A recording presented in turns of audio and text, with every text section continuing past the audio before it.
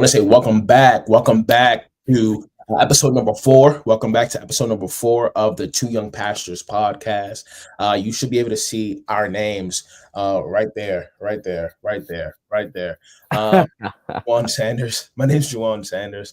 I'm one half of the Two Young Pastors podcast crew, and I'm joined by my friend, my brother, my fellow pastor. Go ahead, and introduce yourself, my boy. Hey everyone, my name is Elijah. Welcome to episode 4 of the Two Young Pastors podcast. By now, I hope that our voices sound familiar, our Hopefully, faces look familiar, and that we're friends hopefully. by now.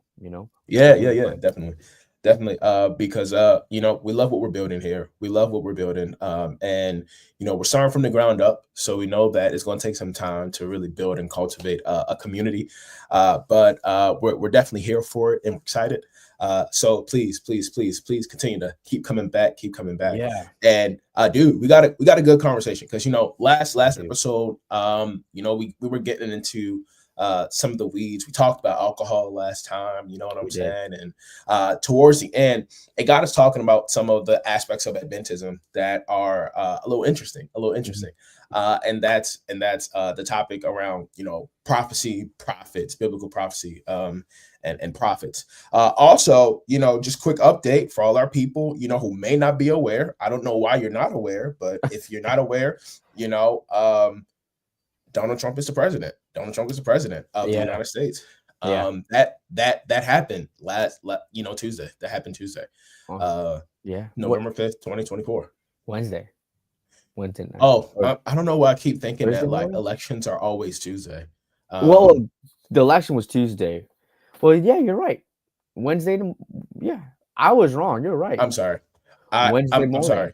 like early Wednesday I'm morning. thinking, like the fact that like on Tuesday it was pretty clear what was happening. You know, Oh, yeah, basically, yeah. This is a reminder. Meet people where they are. yeah. I got a reminder at 12 p.m. every day to meet people where they are. It's gonna happen again. This is a reminder. Meet people where they We got to are. meet people where they are. You got to I mean see, that. and that's what it's all about. You see, that's what it's all. It's all about meeting people where they are. All right, because there are so many individuals who have been upset and have been Yeah, disappointed because of the election results. Some individuals have been devastated, and depending on which side you're on, either you have been supportive, either you've been haha, like why'd you vote for her in the first place. yeah, Me, I can proudly say that I proudly voted for Kamala Harris, right. and not because she's black. Mhm. Like I didn't vote. I think that there is this misconception with a number of individuals who voted for Donald Trump that Right. think that we voted for Kamala because she's black. Right. No, Or like Indian. Yeah. or Indian. That is also a very good. Yeah, yeah, yeah. Let's come to the I other think side some of people forget about that part. I think some people forget about that part. But Chaz, you better speak up for your people, bro. the But like, no, that's not the reason why Yeah. we voted for her. I think I can confidently say that both sides have certain aspects that you could probably say that you support. Yeah. Both sides have some aspects that you could say that you don't support. Yeah. But one of the things that was important for me when I was voting is I saw just some character flaws Mhm. in Donald Trump that some individuals apparently were able to just Justify bypass. there. Yeah. They weren't necessarily concerned with it. I That's not me. That's not me. When I saw certain things, I said, this doesn't sound, this don't make sense. This don't Yeah. make sense. Yeah. And so, I was having a conversation with a pastor, and she reminded me, it's so easy to forget that Donald Trump quite literally referred to Kamala as a female dog, like in a speech. Like Oh, he wow. called her the I B didn't know word. that. Like, and here's the thing. It's so easy for individuals to forget some of like the crazy things Yeah. that this man does in front of people. Yeah. Like, and so I think if you can vote for a person, if you can confidently vote for a person who literally punches down. Like when I say punching down, it's something that, when you're in the seat of authority or you have more power than a person, you punch down at people who don't have more power than you, right? He's a white man. He's very rich. Just like he didn't even have to come into it for real. It was inherited. And he's punching down on minorities. He's punching down on certain groups of people like the queer community who do not have the same privileges that he, as a white, cisgender, heterosexual man, has. And I don't know. If you can vote for a convicted felon, a person who is on paper for being a known sexual assaulter, if that's a word. I don't even know if sexual assaulter is a word. So I didn't want to say the hard R word because that's a very hard word. He's on paper for literally committing crimes, and people still voted for him. And the weird thing, Elijah, they voted for him because they said, "Oh, he's going to improve the economy." Yeah, he's going to improve the economy, and so my question is, how much did he improve the economy the first time? Mm-hmm. Because for all you people saying that he improved the economy, what did he do the first time? So just to make it clear, right? I also voted for Kamala, and as soon as he won, and I think we talked about this too. I think on Thursday or something, right? Like the stock market jumped.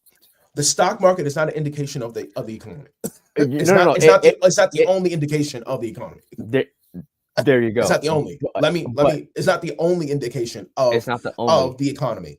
but it's a broad index of where the economy is going, right? So like when you're thinking about what he might have done in economic policy, it might not benefit us, but when you think about it, it benefits the people that did vote for him, which is the Elon Musks, the billionaires and the millionaires. So their vote definitely was heard, and the people that benefit from those jobs that come out of those industries and companies, they're betting that because those companies improve, they'll also improve, which is the mindset that I'm thinking about why someone, would vote that way. But, like So how many people in America actually got that type of money, have actually got that type of background? Because, correct me if I'm wrong, most of America is not rich. Most of America is not making over $100,000 each individual. No. Most of America is not doing that. No, that's not happening. No. And so you there are several people who kind of sort of voted for him like on a pipe dream that certain things could come about. And it's just like, well, what did he really do the last time, that made you say, man, like this is the guy. Mm-hmm. Because correct me if I'm wrong, but last time he benefited off of what Barack Obama did. Right. Like he truly benefited, and he kind of sort of looks good because of the work that the Obama administration did. And what ends up happening is that literally after what he did from 2016 to 2020, like the Biden administration has to put the pieces back together because of the decisions that he made. Yes and no. So based off the policy decisions, the man, his character is broke, right? His character is broke. Like he's a pathological liar, right? Like if we can't like if we can't agree on that, then like, hey, we can still be friends, but we can't talk about politics because we're not coming from facts-based stuff, right? Like he is a liar. And just the biopics about him that I've read and I've talked about and seen through, he's a sore loser too, right? So like he does not like to lose, and even if he has the idea, he's gonna say no. But what we see, and this is me trying to understand, right, why people would justify their vote for him, right? Speaking for them a little bit, is a lot of the hardline policies that he might have passed in his first administration. The Biden administration didn't really repeal the hardline ones on the economy. We're talking about like tariffs for China, some immigration policies. They didn't really repeal those back. So people are thinking, hey, he did it the first time. Let's give him another shot. And we can, there are a lot of good articles out there that I was reading on why Kamala lost, and why the campaign didn't succeed at the way it was supposed to have been like, right? And I'm not a political scientist, but just based on just me talking with my friends, right, going through it. I mean, we live in Maryland, so if you live it in another state, it's probably different. But you see that he did flip a lot of counties that might have voted pro-Democrat in the past elections. So his character is flawed, but something that he's saying is resonating with people that even I'm just like, hey, I don't know what's going on here. I want to be as balanced as possible so that our listeners don't think I'm biased. Yeah. There were numbers, they put out numbers to show that when in 2016, when he went up against Hillary Clinton, his numbers were standard. They actually matched, they were similar to what his numbers were this year, right? Her numbers were similar to what Kamala Harris's numbers were this year. Then in 2020, it jumped for both Biden and him. I believe if Hillary, and you have to look this up for yourself because I don't have the numbers in front of me. From the picture that I saw, Hillary had about 66 million people vote for her in 2016. Biden had 81 million people vote for him in 2020. Yeah. Kamala, in 2024, she had 66 million people vote for her again. Where Trump, I think he had about 71 million in 2016 against Hillary's 66. He had 74, I believe, in 2020 to Biden's 81. And then it went back down to 71, 72 to Kamala's 66 million, 65, 66 million again. I don't know if those were the final numbers, but I think that people don't think that women can lead the country. I mean, I think as a man, I can tell you that we are subtly taught to not respect women as much as you respect men. You can disagree with that, but when you have things, when like as a child, when you're in school, like you're taught ideas like, you can't do this. Why? Because you're a girl. Like from a young age, we're kind of sort of taught to not respect women. This doesn't matter if you're religious or if you're not religious. We're taught to be misogynistic. And then we've created a system where we help women to believe that, yes, they should submit to men and that men should be the leaders. And so you're not going to get men who are voting. You're not going to get men who are voting for women, especially like in a time where there are so many men who still dislike women for several different reasons. Like it's crazy. Like, let's say in the Black community, especially the African American community, a lot of times we're raised by our moms, solely by our moms. Our fathers leave, and yet we still disrespect women. It's crazy. It's like there's this phenomenon where we'll treat our moms as though they are like angels. Like we're not Catholic, but we'll treat her like she's the Virgin Mother Mary. But when it comes to how we interact with other other individuals, other women. For some odd reason, that respect that we have for our moms, Mhm. it goes out the window when it comes to how we view other women. Like Yeah. we view other women as though that they are not on the same level as us. Mhm. Like, and I don't know where it comes from, but somewhere along the way, we're kind of sort of taught, like, yo, they're not like us. They're not like us. Funny enough, and so because of that, what you see a lot of times is this. Now, here's the thing. Let's say as black people, right? Um, most of us voted for Kamala, right? Um, when I looked at the thing, it said 92 or 93% women, black women voted for Kamala. Mhm. For some reason, 89%, only 89% of men voted for Kamala. Uh, but what, like, once again, oh, was it 89 or 79? 79, That's a high 79. number. Yeah, I don't think it was 89 high. Like 79. that's a higher It's number. Yeah. 79, and I'm sorry, 80%. There we go. Because initially it was 80 to 20, 80% voted for Kamala, 20% voted for Trump. And then it went down to 79 and 21, I believe. And seeing the amount of black men willingly vote for Trump, it told me, yeah, like if you're basing your whole argument on this is better for our country, I don't know where your moral standards are personally. Mm.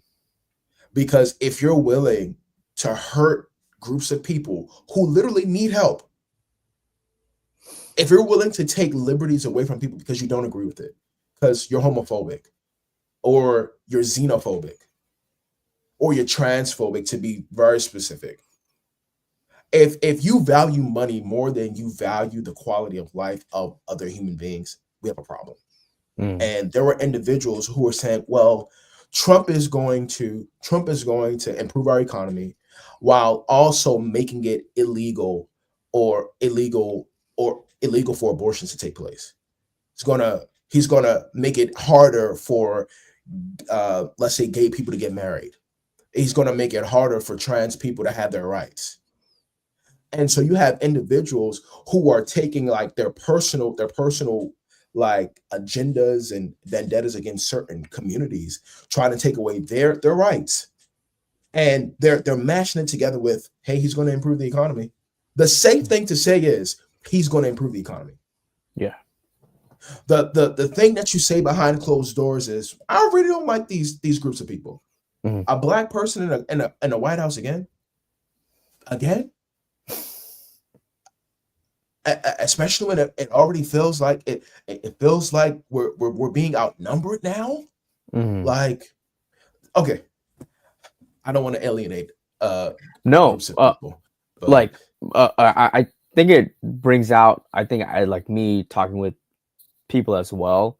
Like the whole idea of putting aside morality to vote for something that will benefit you, right, is something that the church really has to come to terms with, right? Like we might disagree on politics. Me and Joanna are pretty much on the same place for the most part. But when it comes to the church at large, the church is still a very conservative church, right? Like yeah, we like as Adventists, we are a conservative denomination, and we have to come to terms with, all right, do I vote for someone that does not live up to the values that I have in my personal life, right? And doesn't prescribe equality for people.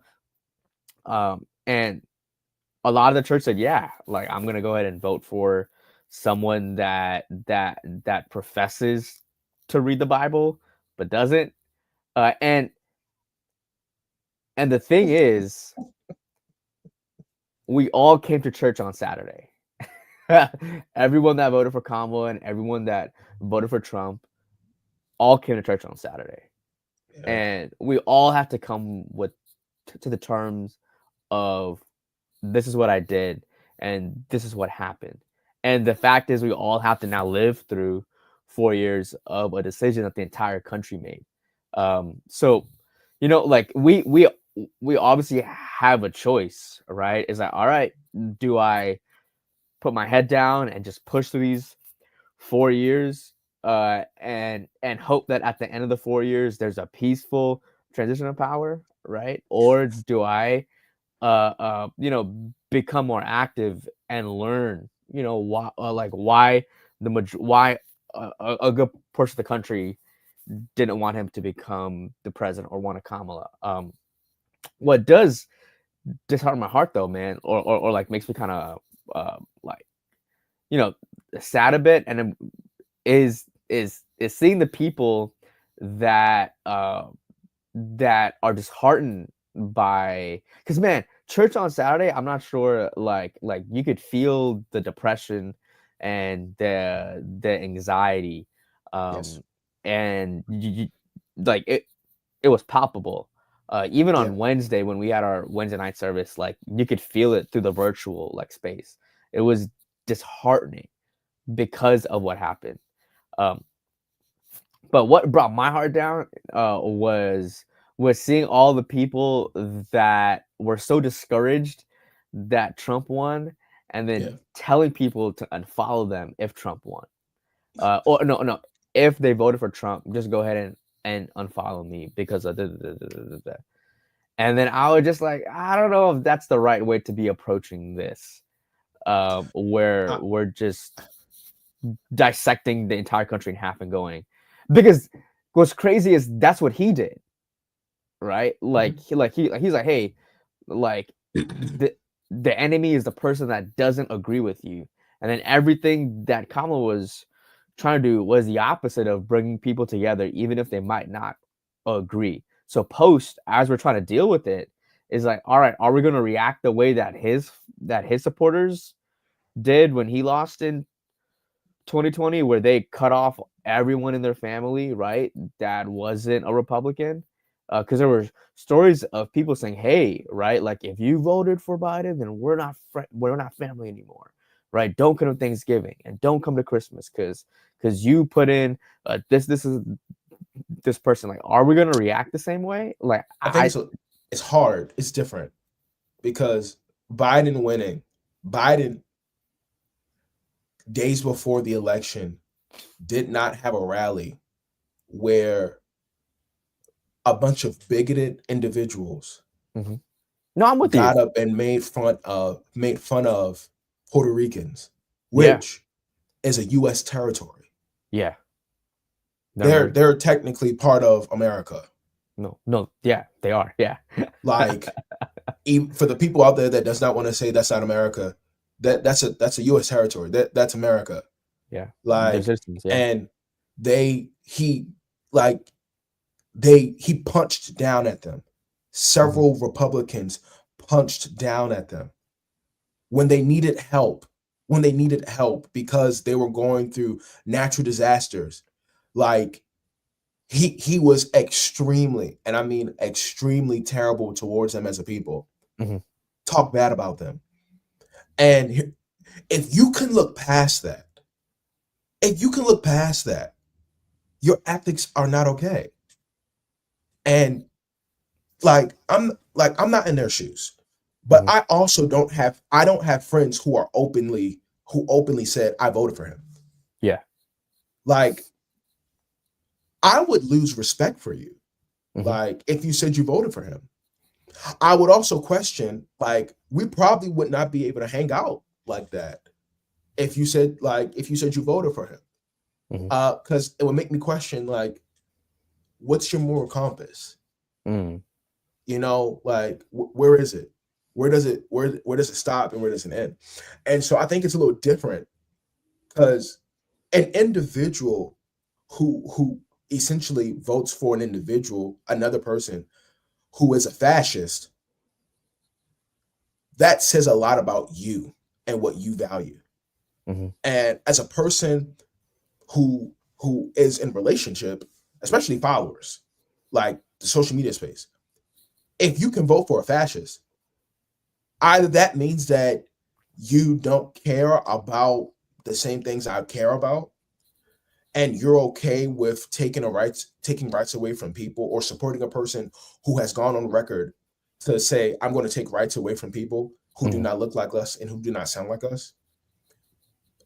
I think I'm okay with, I'm not going that far. Like, that's not me, but I'm okay with a person saying, you can unfollow me, you can unfriend me, because the truth is you wouldn't be friends in real life anymore. Like, if a person came up to me and they said, I think Christianity is stupid, I think your God is stupid, I think your God is fake, I think all of y'all are pedophiles and like just going ham, I'll be like, all right, we don't have to be friends. Right. We don't have to talk. Right. Because you're not going to like speak negatively essentially about me, my family, my friends, and think that that's okay. And so while I haven't come across anyone who I'm a friend with that said I voted for Trump. Yeah. If I did, I would probably say, understood. I'll look at you differently. I question your judgment. Yeah. And your ability to process effectively. I question your values. And I don't think we can be cool in the same way that we were cool before. I could love you from afar. It's like, I could love you from afar. Have love for you, hope the best for you. But we're not going to be as tight as we were. So I don't got to like you. I can still show you love, though. Gotcha. Okay. Matter of fact, here's what I'm saying. Yeah. I'm not saying that I will not be friendly to you. If you need something, I'll be there to assist. I'll be there to help. So that's sorry.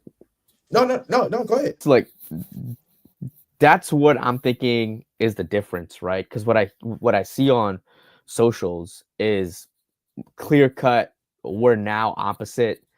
Don't text me. Don't call me if you need anything. Like, we're done. Clear cut. You're the other, and I'm here. And for me, like, I was not a pastor, I would probably I want to operate like that. I'll be honest. Yeah. I'm not saying I will, but my knee-jerk reaction is I want to do that. But I know that as a believer, I can't do that. You can't.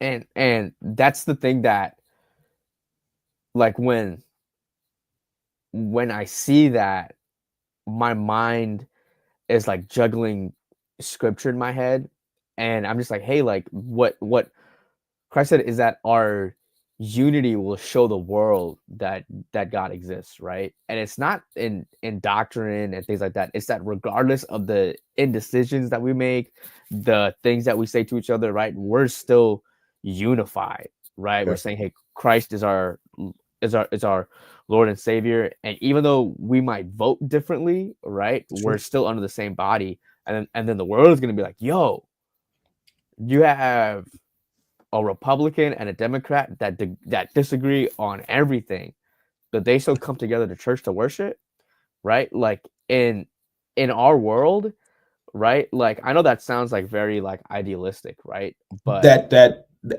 it can exist. it can. That's not what unity looks like. Huh? That's not what unity looks like. All right, go ahead. Something like this, I don't think that you could stay in the same church. Because, like, these are things that people leave churches because of. You're right. Yeah. Like, you can unify amongst things that are not so important. But we're talking about lives here. Like, this isn't you're vegetarian, I'm a meat eater. We can agree to disagree. Yeah. This is actually like this is something where you have to draw a line, where you have to say, I can't be in relationship with you in the way that we were, because of the fact that I like literally our values don't align. Mhm. And so you can't be in a church with people who do not have the same same values that you have. Like But you have to be in a church with individuals who have like-minded values. Mhm. And but if not, I what feel like like that's like a jump though, right? Like you're saying our values don't align. Again, I voted for Kamala, y'all, right? Like there are it's a several hey. Christians, Elijah, Mhm. who voted for Trump because they do not support the queer community. Correct. Yeah. Like as Christians, even if we do not agree with the queer community, the LGBTQ plus IA Mhm. plus community, right? As Christians, God gives us the ability to choose. Mhm. He gives us the freedom to choose. Right. And so, as believers, if we are to be like Christ, we must give them the ability to choose You're for right. You're right. themselves. Like, here's my thing. We don't care about Hindus getting married. Mm. We don't care about atheists getting married. We don't care about Buddhists. We don't care about like who else? Confucius? Yeah. We don't care as long as they're straight. Mm. Like we don't say anything about people who have a different God than us, but it's a man and a woman getting married. Mhm. But as soon as it goes to, oh, man and man, it's not in the Bible. Like if we're saying that, let's say marriage is a Christian institution, something that was created and instituted by God, then that means that we should have a problem with the atheists. Mhm. We should have a problem with the Confucius, the Buddhist, the Hindu. We should have a problem with anyone who wants to get married but is not a Christian, Yeah. who does not acknowledge God as that. But we never talk about that. We never talk about that. Mhm. But we always talk about the queer community. Now, what is the world coming to? What is the world coming to? Like, what's the world coming to? And so, if you're saying that these individuals should not have the right to do the things that you have the right to do, Mhm. that's a problem. I'm not an immigrant. Mhm. I don't know how hard it was to get to America. I Yeah. only know how hard it has been to live in America as a black man. Mhm. And what I can say is I know that in many ways America is much better. It provides a lot more opportunity Yeah. than several other countries that individuals come here for. Or come here because of. Mhm. The truth is that people leave other countries to come here because they're It's either trying better. to get out of Yeah. harm's way because of civil wars, or because the crime is really bad, or Mhm. they're just trying to allow their families to start something nice, to start something Opportunity. new. Yeah. Like, let's not act like we don't got space. Like, how many places in the Midwest are just empty for miles and miles and miles, just farmland? Like, we got space, Mhm. we got the room. The problem is, it's just that and I get it. For the people who did things the right way, who had to go through the difficult process of becoming not of migrating here or immigrating here,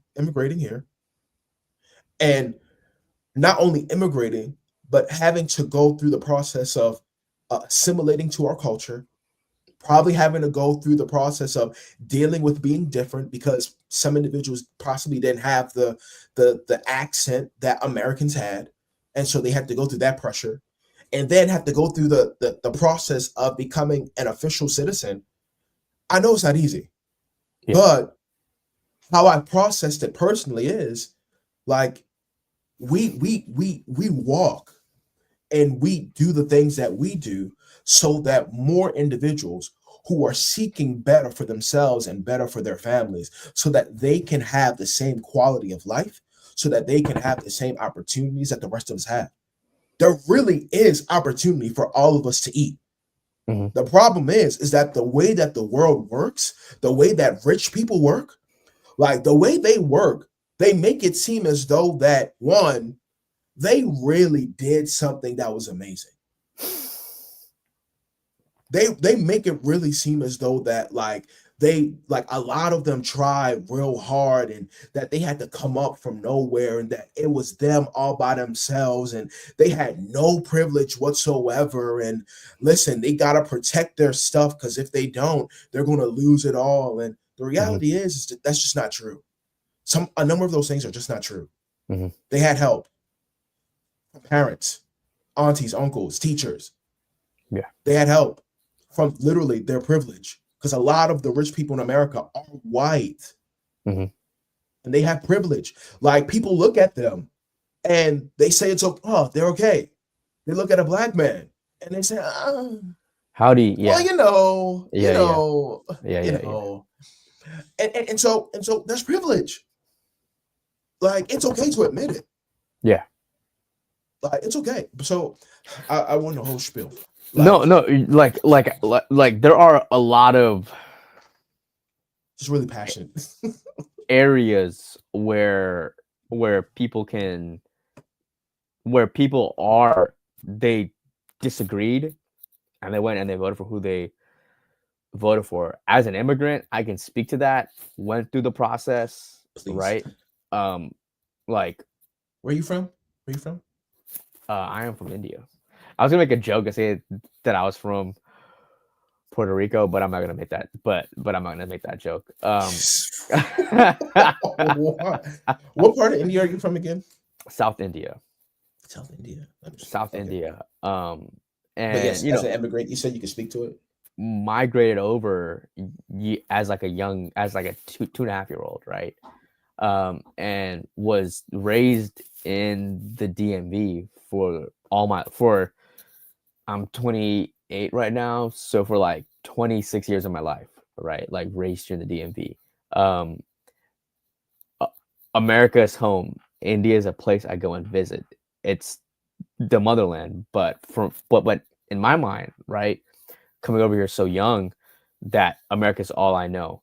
So I identify with some of the struggles that immigrant populations have when they are voting based off the immigration policies of candidates, right? Like I identify because I went through it too, right? Like the majority of those that immigrate over through the legal process, right? It's arduous, man. Like it's rough, it's expensive, Yeah. and when you go through it, right? It's not like it's like a 2-year road, right? It's a 15-year, 20-year road, right? And through the entire time, there's mental stress of figuring out if an application is processed on time. There's mental stress if you'll have your job the next day because employers can use your status as a way to pay you less, right? Yeah. And say, hey, if you don't come into work on Saturday to work, I'll take away your visa, right? Yeah. To be here, right? Even though you have the legal protection under the law to work and not work on days that you're like, hey, from a religious perspective, I can't work. But if you want to go through that legal process, you have to be here in the first place, right? Like you can't be in the other country trying to go through it. Like there's just so much emotional stress attached to it as well. Your family is back home, but you're here, right? So like there's a lot of baggage that people have to process through to come to the terms of saying, and this is just simplifying, right? Like the policies of both candidates, right? Like one person saying, I'm going to make everyone go through the same process. And if you came in through the wrong process, you're out, right? and then the other person saying, hey, right, like we'll go through it, and we'll make sure that we deal with it, and some people, right, will be able to skirt the process. As someone that's immigrated through, came here legally, went through like 15, 20 years, seeing my parents deal with it as well, right? That's a gut punch. It's honestly a gut punch. Like, wow, right? Not talking about the humanity, not talking about the context of those families coming through, going through the struggles of crossing the border and everything else that they have to go and deal with, and the things that they have to deal with back home. But just from a, a perspective of saying, hey, like I have to go through it, right? And just seeing that someone else with struggles went around the process, it's like, wow, like you're actually going to do that when all the people that stood You in made it line so much had to go. harder for other people. Right. So so I think a part of it that loses a, a lot of immigrants, because what's interesting is that immigrants still voted for Trump even Yeah, after the all the stuff. rally, right? Like you still had A large Latinos Latino population, about going half. out, yeah, going out and voting for Trump. Why? It's because they said, hey, like he might be saying some derogatory things about people that look like me, but on a policy issue, like I emotionally identify with it, right? Because I had to go through it, and someone else not going through it, right, is a gut punch to me personally. I don't identify that way with it. Like I've processed through it, and I've, I talked to get my it. parents. I'm with it. I get it. I would I never understand. invalidate those feelings. I would Yeah, never. I think that's fair. I think it's yeah. fair. Like You know, it's how they feel. I, I went through it. I felt that way as well. But I then don't when you, agree. Let me. that's the part. That's the part. I think you're functioning out of a survivalist like scarcity mindset, Hmm. and when you operate like that, but I get where they come from, even if I don't agree with it. But go ahead, bro. You're right. Like I I was there, and I had to process through it and say, hey, there is a real immigration issue in the country, right? Where there are millions of people that are in limbo and they don't know what to do, right? And we have to deal with the issue. We might have to, we might, just for the sake of allowing the country to move forward, right, deal with it in a process, right? But the people that are immigrants like myself, right, migrated, some are still in that process. Millions of them are still going through that process. So it's Yeah, interesting that some of them might not have voted for Kamala, even though she might have made it easier, right? Like it's weird. it's weird, man. But it's because, and this is a part of the campaign that Kamala did, that I'm like, maybe the next person could do better. Um, because I'm an independent, right? I didn't pick a party, because there are a lot of things that Democrats do that I can't vibe with, and a lot of things that Republicans do that I can't vibe with. So I'm like, hey, I'm gonna sit back and make the best choice that I can make based on the two camp, because as an independent, I can't vote in the primaries, right, for both parties, right? Yeah. And some people might go, oh, well, you have to pick a party, so good. But like for me, I'd rather pick the best out of what comes out of it, and then still vote.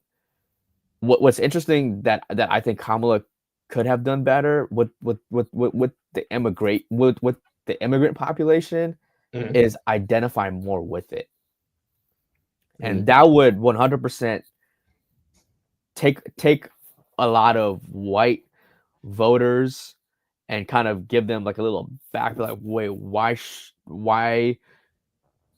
should I vote for a first generation American, right? Like, why do I vote it? But for those of us that migrated, identifying with the process that our parents might have had to go through, right? And be like, hey, like we have your best in mind, right? Like we're trying to make sure that it's a fair and equitable system. Again, there's a lot of ifs, ands, and buts in that, right? Of what that would have looked like and what that would have sounded like. But at the end of the day, I think what people listening and watching to our podcast specifically is that we're going to tell you how we feel about it, right? And we're going to give you the best way that we can articulate it. This is, again, our opinions, how we feel about it. But what's interesting is that when you listen to a lot of other Christian podcasts, bro, they are towing the line. It's because they have MAGA supporters and they're actually afraid to lose Republican support and they're afraid to lose their money.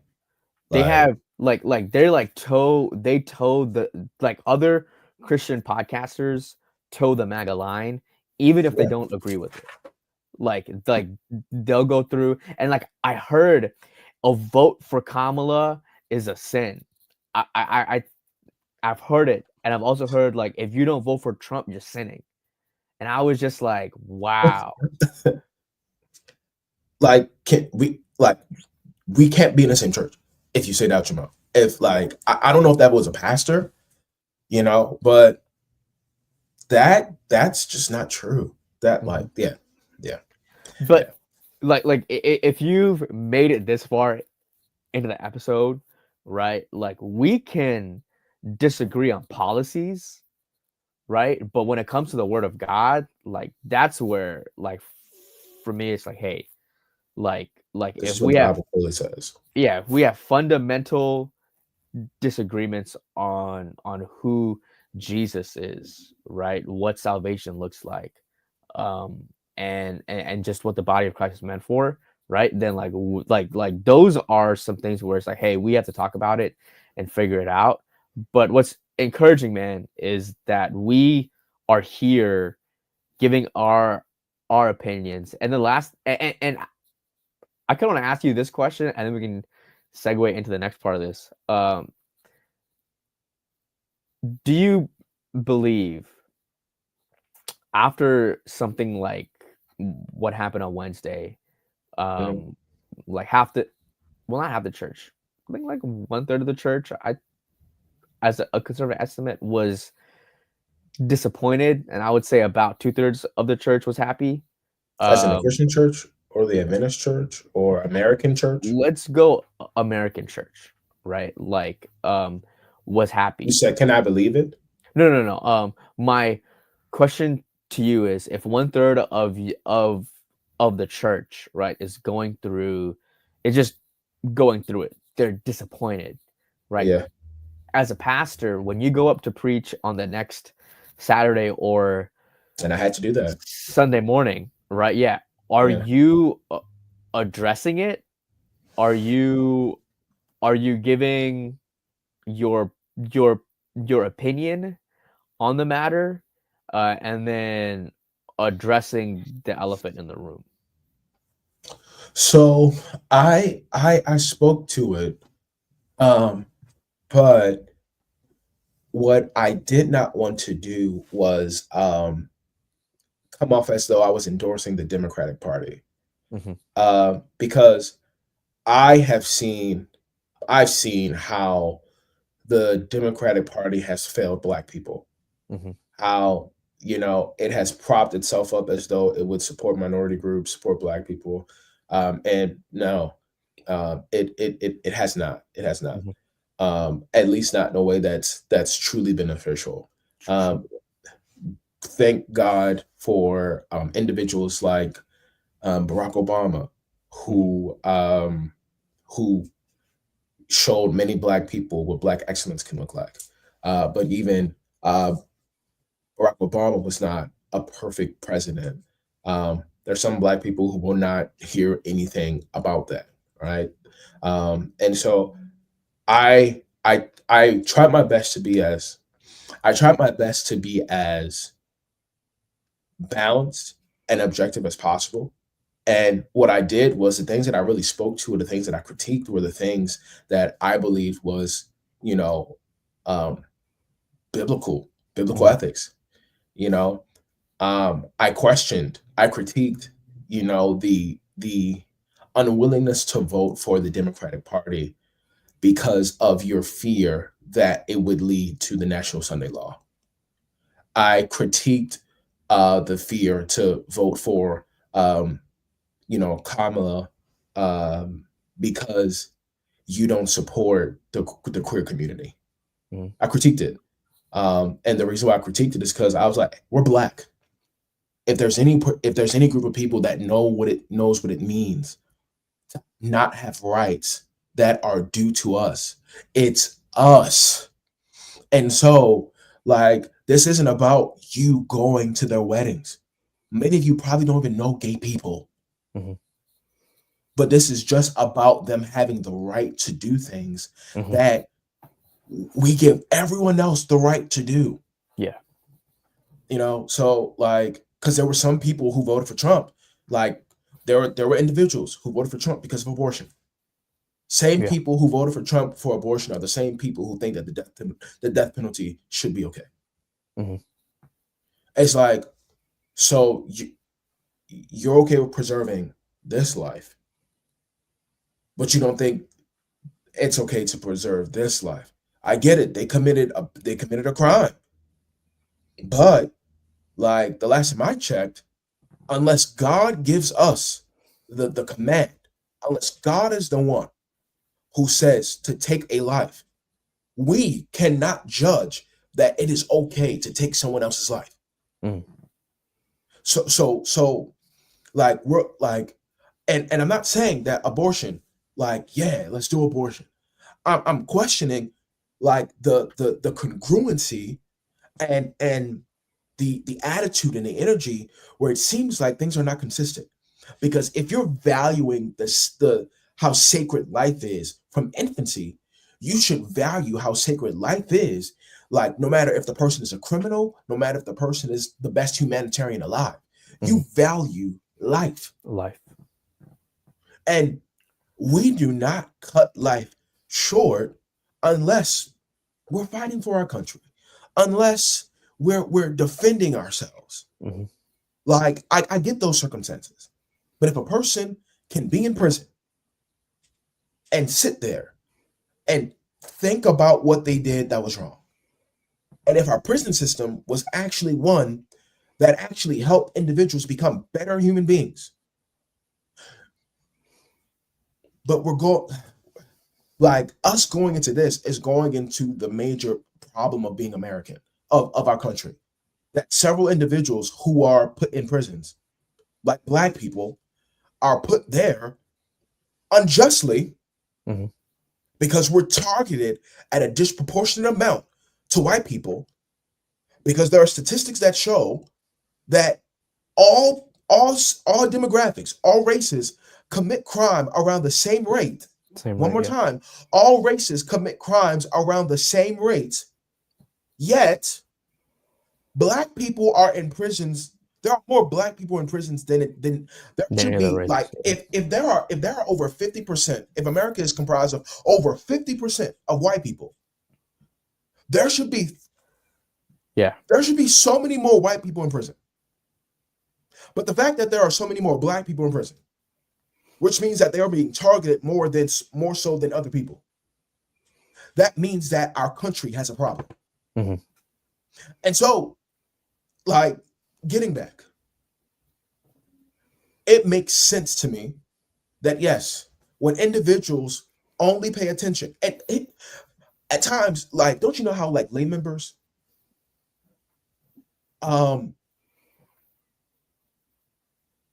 don't always have the full picture of things that pastors have a full picture of?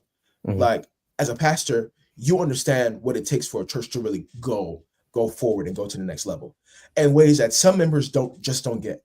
They Mhm. get what they like. They know what their preferences are. Mhm. However, they don't necessarily understand how their preferences can actually halt them from being effective in coming years.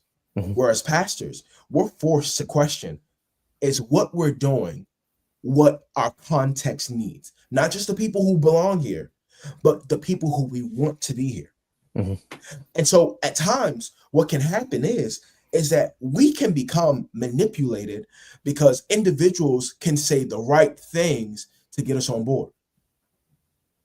And so all the candidate has to say is the abortion against it, queer community, trans rights against it. And they have your vote. And they got all you got to do is say to a bunch of Christian men,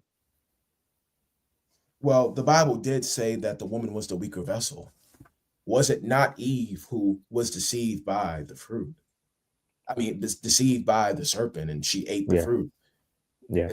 Adam is the greater. The men are the priests of the household, the leaders of their families. Of the country. Well, like of the country, the head. Well, when you put it that way, That's it's a sin to vote for Kamala because women shouldn't be in those types of positions anyway. I got to go back and change my vote, man. You just convinced me that like at times we can be manipulated. Like, and here's the thing: you don't even know what some politicians really care about. Yeah, you don't, because they really could just be using certain things against you for to make them win. That's what the majority of. I mean, I was going through and seeing the candidates that Trump picked for cabinet stuff so far, and his own vice president called him a fascist, right? Called him Hitler, and then now all of a sudden he's the best guy in the world, and it's because apparently he came into the light, and he looked back and he said he was wrong, so he went back. So he admitted going back on his word. He said I was wrong about the guy. And then you have other people like Marco Rubio and everyone else that campaigned against him, right? And lost. They all said their own words, but now they're all hopping onto the bandwagon because power attracts people, and I think it does.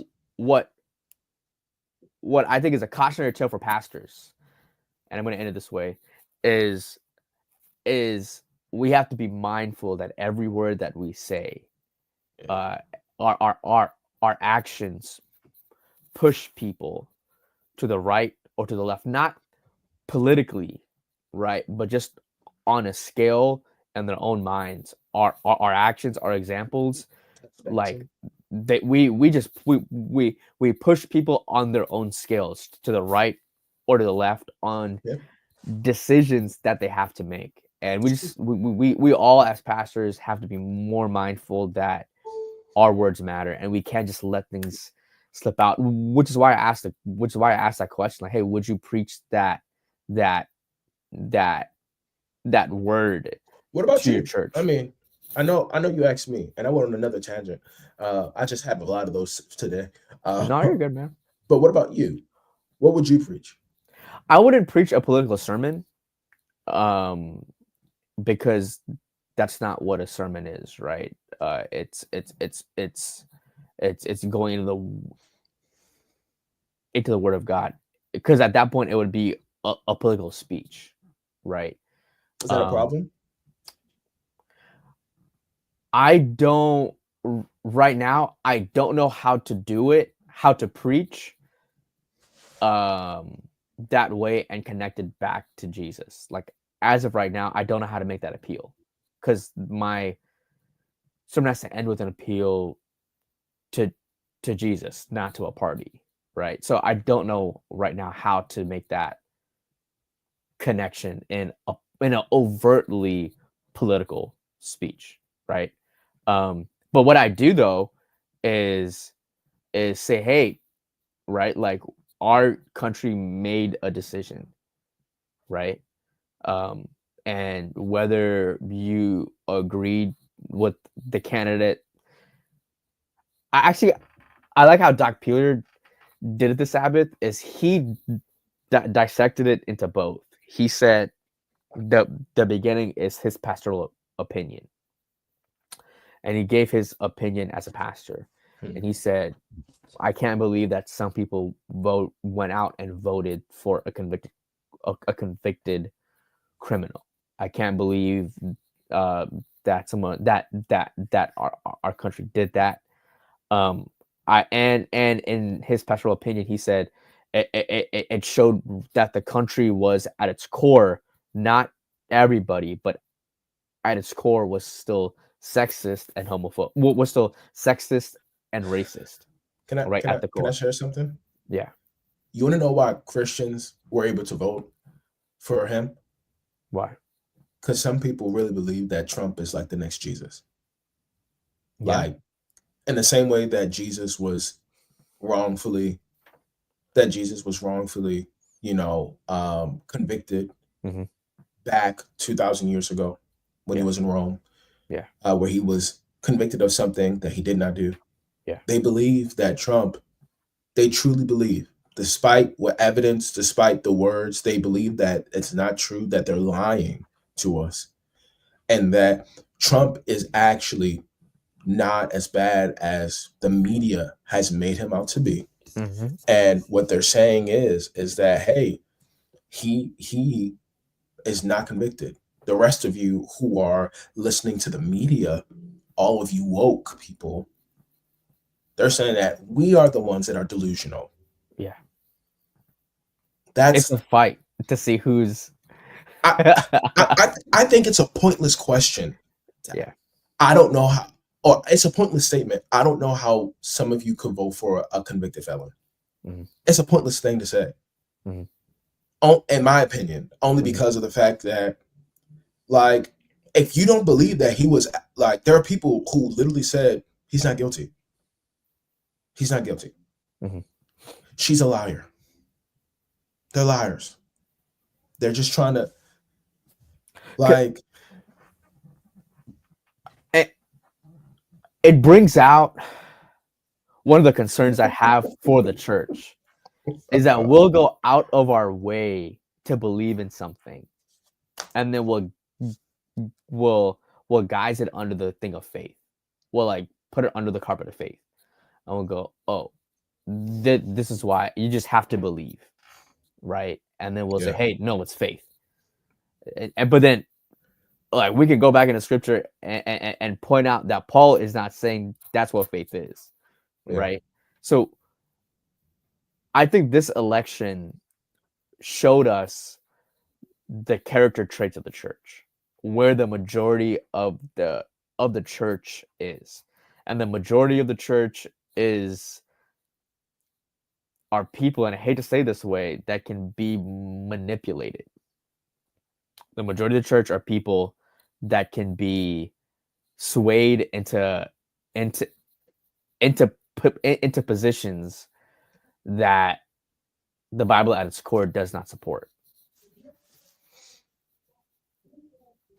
But they'll probably say that we only view it that way because we disagree. Which is Uh, okay. you know, There are other churches and other pastors that voice their same opinion, right? Like I think what we've always said and what we've always talked about in forming this podcast is just us being honest, right? yeah, And then giving that's as true. bare bones and truth as how we can see it, right? So we don't have an agenda, right? Like there's no one there's no one sponsoring this podcast, right? It's true. If you want to reach out, but like right, so like we have no one backing us telling us to say something, right? Like True. all we have is us trying to tell the truth based on the evidence that we see, and like and our own experiences about what God has brought us through and is Yeah. continuing to lead us through. So man, For sure.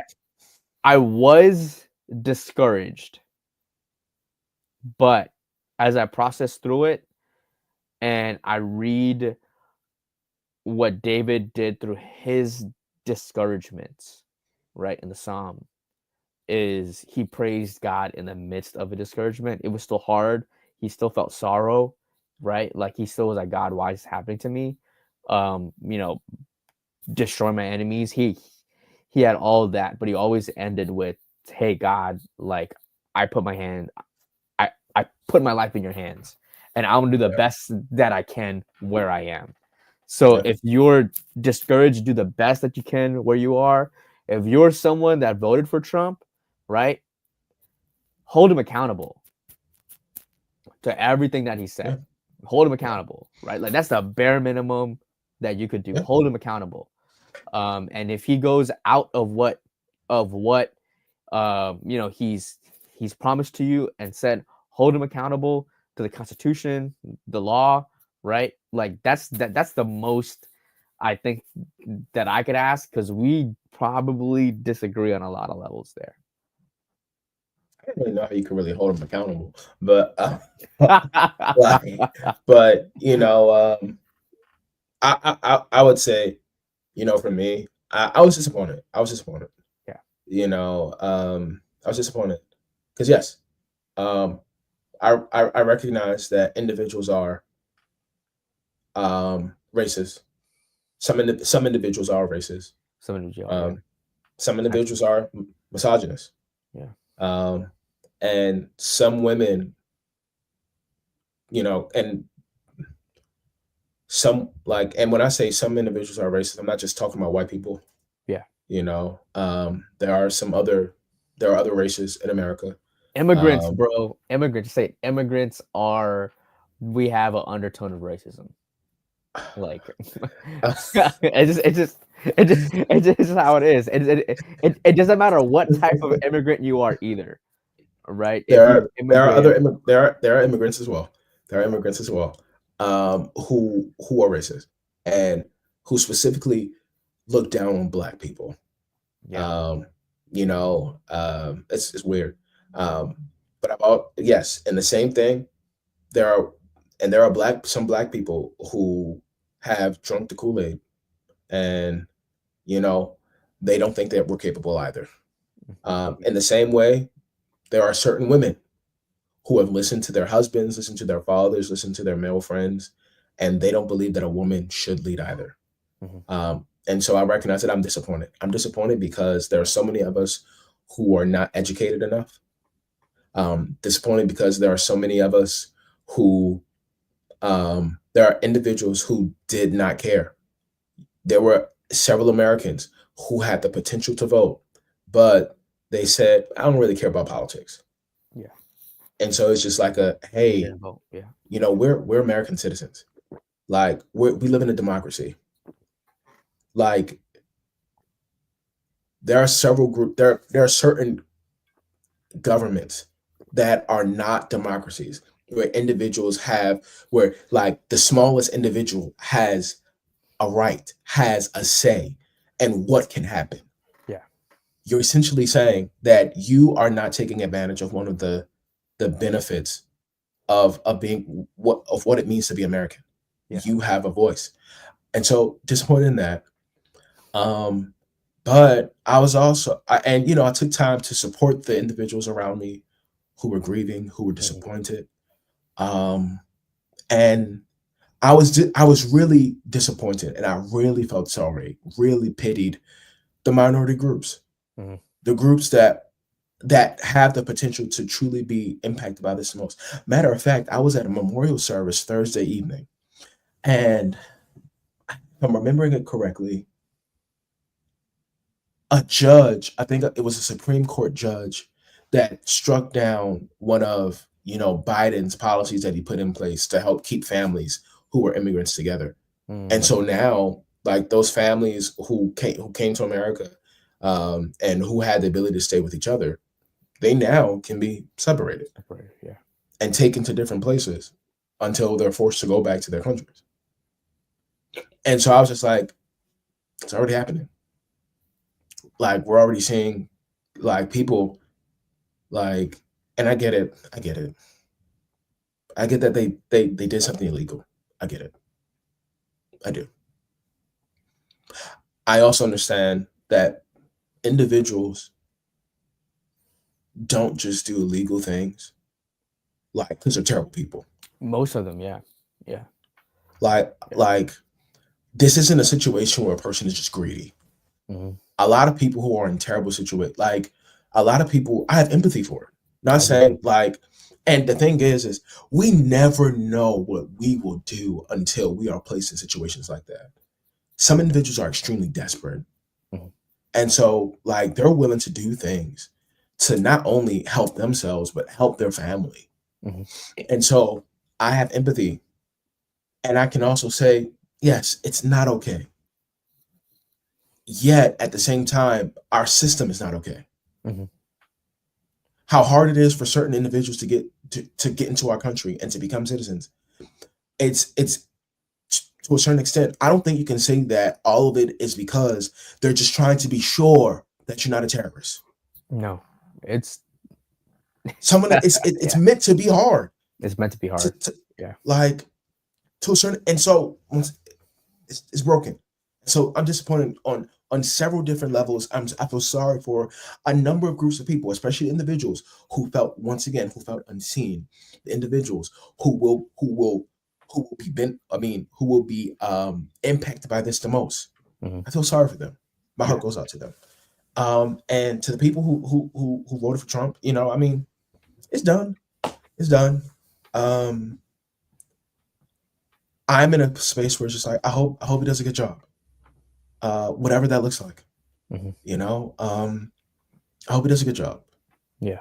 I hope that I hope that the families who will have to go through certain things, I hope that they'll be okay somehow, some way. I pray.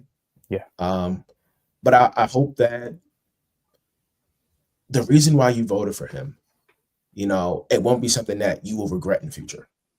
I hope. you Yeah. know? Like, Yeah. I hope. Like, I hope it's not. Yeah. I do. Yeah. I don't have any ill will towards you. Mhm. You're still accepted here, even if we disagree on this matter. Yeah. God is good. So Mhm. that's what I got. That's what I got to say. Yeah, man. I know that we were planning to go into something else today, but I'm happy that we Ellen White. but we can save that for a later episode. I think Yeah. this is a great episode. We appreciate you guys again. You want to share, comment, Please like it, yeah.